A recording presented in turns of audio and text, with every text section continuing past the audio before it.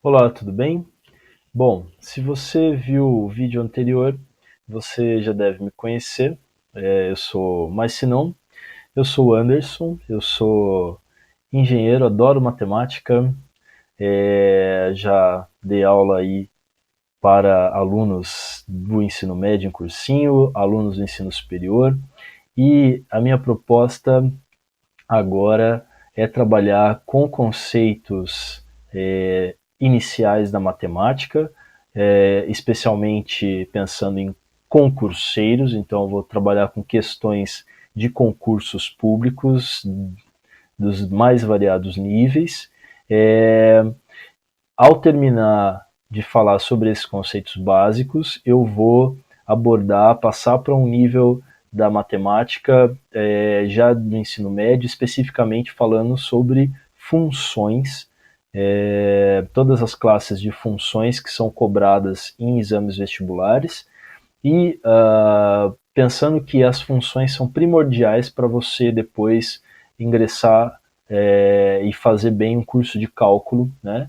Porque basicamente você lida com funções quando você está falando sobre cálculo. Então, entender bem funções é importante para que você dê conta dos níveis mais avançados da matemática, pensando aí no ensino superior, mas para que a gente consiga falar sobre funções, a gente precisa falar sobre conceitos básicos, conceitos que são pilares da matemática em si. E por isso eu vou dar início a essa revisão de matemática, focando nos concursos, mas eu vou falar sobre tudo que são pilares para você entender a matemática do mais básico ao nível mais complexo, tá bom? Bom, quando você faz uma avaliação das provas de concurso, alguns assuntos são predominantemente mais cobrados. Entre eles, razão e proporção, lógica, conjuntos numéricos, teoria dos números, figuras geométricas ou geometria plana, basicamente, equações e inequações. A gente ainda pode encontrar potenciação, radiciação, PA, PG, sistemas lineares, paralelismo, mas o paralelismo ele está bem no contexto da geometria plana, né, das figuras geométricas, mas enfim, às vezes essas questões aparecem mais deslocadas, questões mais técnicas no sentido de questões mais descoladas de todo o restante, né? Estou querendo dizer questões mais específicas, tá? Bom, então eu pretendo passar por todos esses conceitos aí, mas vamos começar realmente do começo. Então, para isso, eu separei uma questão aqui, mas antes de apresentar essa questão, eu só queria dizer o seguinte: o que você precisa para aprender matemática? Não é um cérebro fora do comum. Esses são raros, né? A gente precisa ter boa vontade, disciplina e um bom mestre. Mas basicamente, boa vontade e disciplina, porque com isso você faz qualquer coisa, seja estudando ou seja praticando algum exercício, qualquer coisa que você queira aprender e se desenvolver, você precisa ter, em primeiro lugar, boa vontade, ter a vontade de fazer, né? E segundo lugar, a disciplina, que é a constância, certo? Não adianta você aprender a andar de bicicleta e nunca mais pegar na bicicleta. Por mais que digam que nunca se esquece, às vezes você fica muito enferrujado. Então você precisa manter o hábito, né? De alguma vez na semana reservar um momento para aquilo, né? Ainda mais se você está no momento inicial de aprendizado, aquele momento precisa ser mais frequente na sua semana, tá bom? E lembre-se, li isso em algum lugar, carregando um grão de areia por dia, erguerás uma montanha. Então, vamos começar a colocar o primeiro grão. Olha essa questão. A soma de três números inteiros positivos é igual ao maior número inteiro de 5 algarismos distintos, diferentes. Se adicionarmos a cada um dos números o maior número inteiro de 3 algarismos, a nova soma será igual a... Respira, já leu a questão, o cérebro está processando.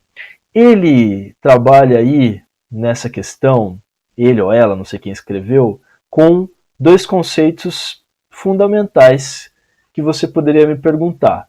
Esses conceitos são algarismo e número, né? Qual a diferença de uma coisa e outra? Ele ainda fala sobre número inteiro positivo. Talvez você não tenha dúvida do que seja um número positivo, mas isso pode vir a seguinte questão na sua cabeça, mas então existem números negativos? Sim, lembre-se que quando a gente está devendo lá no saldo, aparece um sinalzinho de menos, né? E menos qualquer quantidade lá é um número negativo, né? Mas talvez você também tenha dúvida do que seja um tal número inteiro. Bom, você já deve ter ouvido falar de fração, você já deve ter ouvido falar, vamos pensar em dinheiro aí, R$1 é um número inteiro, 50 centavos é não mais um número inteiro, é uma fração, é 1 dividido por 2, é 1 por, né, é meio, né? Já não é um número inteiro. Bom, mas aqui nós vamos trabalhar apenas com números inteiros positivos e aí a gente precisa destrinchar o que é algarismo e o que é número. Vamos lá. Número é a ideia de quantidade que nos vem à mente quando contamos, quando medimos, quando ordenamos. Certamente você tem essa ideia muito clara, isso é do ser humano, né? Então, vamos lá os exemplos.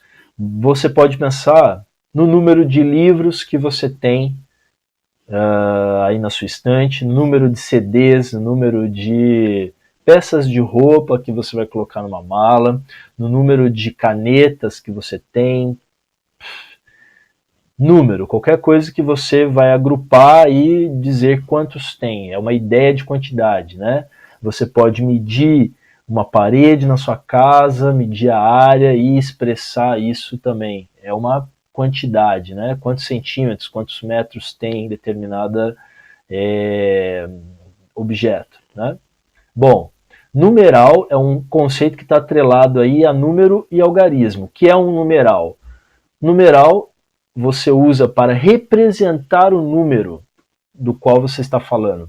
Então você pode falar, você pode escrever, você pode digitar um determinado número. Para isso você usa um numeral. Então nós temos os numerais cardinais, 1, 2, 3, 4, 5, 6, numerais ordinais, então primeiro, segundo, terceiro são exemplos de numerais ordinais. Numerais multiplicativos, então isso é o dobro daquilo, triplo, o quádruplo e por aí vai. Bastante também comum na nossa linguagem. Numerais coletivos, nós temos unidades, dezenas, 10 anos, centena, 100 anos, por exemplo, dúzia, década, século, milênio.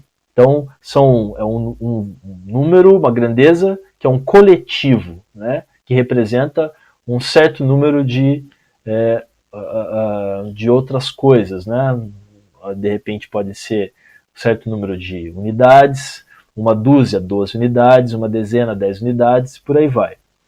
E finalmente algarismo. O que vem a ser o algarismo? O algarismo é o símbolo que você vai usar para expressar o número.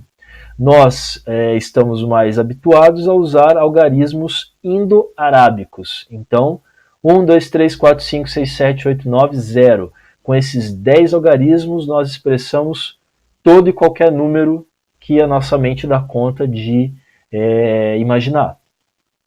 Porém, antigamente, por exemplo, em Roma, eram utilizados algarismos romanos. Então eu tenho algumas letras maiúsculas, às vezes você pode usar isso com minúscula em algum outro contexto, mas letras maiúsculas para representar números, o número 1, o número 5, o número 10, o número 50, o número 100, o número 500 e o 1000. A combinação dessas letras aí, desses algarismos, me gerava todos os números. A gente pode fazer futuramente aí algum